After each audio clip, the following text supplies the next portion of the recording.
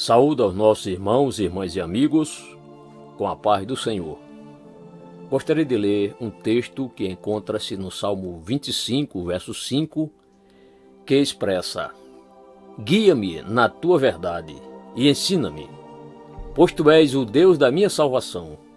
Por ti estou esperando todo o dia. Dou um tema para esta reflexão de hoje, que é Jesus, o nosso grande guia.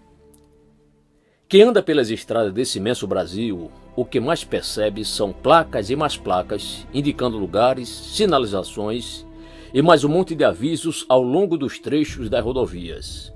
A finalidade, claro, é que os condutores cheguem aos seus destinos na mais perfeita ordem possível. No entanto, apesar das incontáveis placas, alguns ainda acabam se perdendo, outros exageram na velocidade e, perdendo o controle do veículo, causam acidentes. Mas a maioria consegue observar direitinho todas as recomendações dessas placas. Na vida espiritual, há também muitas placas de advertências que o Senhor colocou em toda a nossa trajetória da vida cristã. Mas antes de adentrar nos textos do Novo Testamento, faz-se necessário mostrar que Israel, no passado, deveria andar apenas pelo caminho do Senhor. Deus era o guia deles. Andem sempre pelo caminho que o Senhor, o seu Deus, lhes ordenou, para que tenham vida, tudo lhes vá bem e os seus dias se prolonguem na terra da qual tomarão posse. Deuteronômio 5:33. Esse caminho traçado pelo Senhor era o mais longo, mas era a melhor direção que Israel deveria tomar para chegar ao seu destino, Canaã. Se olharmos pelo prisma da lógica, havia outro caminho até mais curto, de acordo com Êxodo 13:17. Digamos mais econômico em termos de desgaste físico, mas espiritualmente, poderia desviar todo aquele grande povo. Naquela época, na vastidão do deserto do Sinai, não havia placas de regulamentação, nem de sinalização e tampouco para indicar cidades, aldeias ou povoados.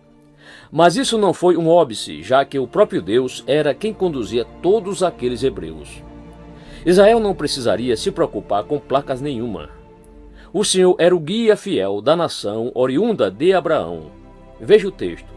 Durante o dia, o Senhor ia adiante deles, numa coluna de nuvem, para guiá-los no caminho, e de noite, numa coluna de fogo para iluminá-los, e assim podiam caminhar de dia e de noite. Êxodo 13:21. Penso que o único cuidado de todo aquele grande povo era estar olhando fixamente para essas colunas. Enquanto eles olhassem e marchassem à medida que essas nuvens se deslocavam e estacionavam, o destino estava garantido. Aleluia! Bem, o que sabemos é que durante a caminhada até chegar na terra da promissão, Israel se rebelou, murmurou e pecou contra o Senhor. O próprio Moisés, dirigindo-se ao povo, disse: Vocês têm sido rebeldes contra o Senhor desde que os conheço. Deuteronômio 9:24. Mas, como diz uma expressão bem popular, aos trancos e barrancos, Israel chegou a Canaã.